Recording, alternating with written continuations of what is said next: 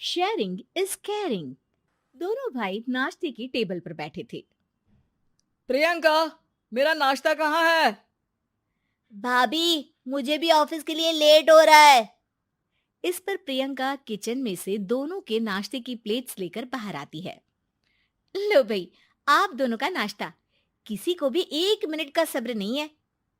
ये प्रियंका का ससुराल है, जहाँ कोई औरत ना होने की वजह से शादी वाले दिन से ही घर के साथ दोनों भाइयों की जिम्मेदारियां प्रियंका संभाल लेती है। दोनों भाई शांति से नाश्ता कर रहे होते हैं कि अंकुश अपने भाई की प्लेट से पराठे का एक टुकड़ा उठा लेता है। आपको पता है ना, मैं खाना शेयर नहीं करता, फिर भी मेरी प्लेट में से खाना जरूरी है क्या? अरे हद हो गई है, मुझे नहीं खाना अब। अंकुर गुस्से में नाश्ता छोड़कर टेबल से उठ खड़ा होता है। अरे, ये कैसा बिहेवियर है अंकुर? एक टुकड़ा ही तो है। एक हो या आधा, मुझे भूख लगी है तो ये सिर्फ मेरा ही है। उसे भी किसी के साथ शेयर करने बैठा तो भूखा नहीं रह जाऊंगा। अरे बाबा ठीक है, अब इस पर भी लड़ाई। दूसरा बना देती हूँ, पर प्लीज ऐसे खाना बीच में छोड़कर मत जाओ। इससे अन्न का अपमान होता है। ओ प्लीज भाभी, ऐसी कोई चीज होती ही नहीं है। आपके पास पैसे हैं, खरीदो और खाओ। अगर नहीं खाया जाए तो फेंक दो। अरे दुनिया में सब यही करते हैं। अंकुर बैग उठाकर ऑफिस के लिए चला जाता है, जिसके पीछे उसका बड़ा भाई मायूस सा घर में खड़ा रह जाता है। जिसने बचपन से सोने की चम्मच में खाया हो, उसे दुनिया के बारे में क्या पता होगा। वैसे गलती तो हमारी ही है। अगर कभी बचपन में ही सही गलत का फर्क सिखाया होता तो आज ये हाल नहीं होते। आप फिक्र क्यों करते हैं जी? भगवान है, वो जो भी करता है सबकी भलाई के लिए ही करता है। और जब वो चाहेंगे तो अपनी तरह से अंकुर भैया को भी सब कुछ सिखा देंगे।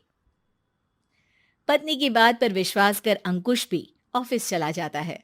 सुबह से दोपहर होती है और अंकुर लंच करने ऑफिस के पास वाले रेस्टोरेंट में पहुंचता है, जहां वो एक साथ बहुत सारा खाना ऑर्डर कर देता है। सर, क्या कोई आपको ज्वाइन करने वाला है? नहीं तो क्यों? अब कुछ नहीं सर, ऐसे ही। वेटर चला जाता है और कुछ देर में अंकुर का ऑर्डर लेकर वापस आता है, जिस पर अंकुर सब डिशेस में से थोड़ा थोड़ा खाकर बाकी ऐसे ही छोड़कर बिल देकर चला जाता है। वाह भगवान, तेरी माया। कहीं कोई एक एक टुकड़े के लिए तरसता रहता है और ये 5 लोगों का खाना ऑर्डर करके एक का भी पूरा नहीं खाते। पैसे वालों की माया। वेटर टेबल साफ कर बचा हुआ सारा खाना लेकर रेस्टोरेंट के पीछे घूम रहे बच्चों के पास पहुंच जाता है, जिसे देख बच्चों के चेहरे खिल उठते हैं। वाह, आज इतना सारा खाना आया। थैंक यू भैया। भगवान आपको खाने की फैक्ट्री बना दे। अगर ये फैक्ट्री मेरी होती तो तुम लोगों को कभी किसी का झूठा बचा हुआ खाना नहीं खाना पड़ता। चलो तुम लोग खाओ, पर ध्यान रखो किसी को पता ना चले, नहीं तो मेरी नौकरी चली जाएगी। इसी के साथ दिन बीतता है और रात को दोनों भाई एक साथ घर पहुंचते हैं।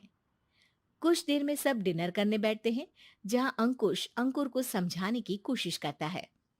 अंकुर, अगर हमें लाइफ में सब कुछ मिला है, इसका ये मतलब नहीं कि तुम उसका गलत फायदा उठाओ, बल्कि तुम्हें उसकी मदद से दूसरों को भी मदद करनी चाहिए। भैया, जिनके पास नहीं है उनकी वजह मैं तो नहीं ना। और ऐसे बहुत लोग हैं जिनके पास सब कुछ है। इसलिए अगर मैं एक इंसान कुछ नहीं करूंगा तो कोई फर्क नहीं पड़ने वाला। तुम्हारे भैया बस एक चीज समझाना चाहते हैं कि जिस चीज की हमारे पास कमी नहीं है, उसे बर्बाद करने से अच्छा है कि लोगों के साथ शेयर करें। इससे हम सिर्फ सामान नहीं, खुशियां भी बांटते हैं, और इसमें तुम्हारा ज्यादा कुछ तो जाएगा नहीं। भैया भाभी की बात सुन अंकुर कुछ बोले बिना उठकर चला जाता है। इसी तरह दिन बीतते रहते हैं, जिसमें अंकुश और प्रियंका कोशिश तो बहुत करते हैं, पर अंकुर पर किसी भी चीज का कोई असर नहीं पड़ता। एक दोपहर अंकुर सैंडविच खाते हुए सड़क के किनारे चल रहा होता है। तभी उसकी नजर आइसक्रीम वाले पर पड़ती है और वो सैंडविच सड़क किनारे फेंक आइसक्रीम खरीदने पहुंच जाता है। अब इसे कहते हैं जिंदगी का सुख। जैसे ही अंकुर आइसक्रीम लेकर पीछे मुड़ता है, तो एक आदमी को सड़क से वही सैंडविच उठाते हुए देखता है। वो आदमी बहुत कमजोर, गरीब, जैसे बहुत दिनों से खाना ना खाया हो वैसा लग रहा था। अंकुर उसके पास जाकर खड़ा हो जाता है। उसे देखकर आदमी सैंडविच अंकुर की तरफ कर देता है। आपको भी खाना है क्या? क्या हम इसे आधा आधा कर ले? मुझे बहुत भूख लगी है। वो मेरा ही झूठा सैंडविच है। तुम दूसरा खरीद कर क्यों नहीं खा लेते? इसे क्यों खा रहे हो? अरे भैया, अगर खरीदने के पैसे होते तो 4 दिन से भूखा नहीं घूम रहा होता। हैं? क्या? तुमने 4 दिन से कुछ नहीं खाया, फिर भी इस आधे सैंडविच को मेरे साथ बांटने के लिए तैयार हो गए? क्यों? अरे भैया, पैसा नहीं है तो क्या हुआ, इंसानियत आज भी उतनी महंगी नहीं हुई, और ना ही उस पर अमीर गरीब का टैग लगा है जो हम उसे रख ना सके।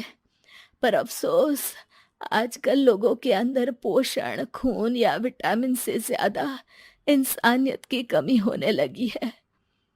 आदमी की बातों से अंकुर को समझ में आ जाता है कि वो आज तक कितना गलत काम करता आ रहा था। इसके बाद से वो अपनी किसी के साथ शेयर नहीं करने और खाने को बर्बाद करने वाली आदत को छोड़ देता है।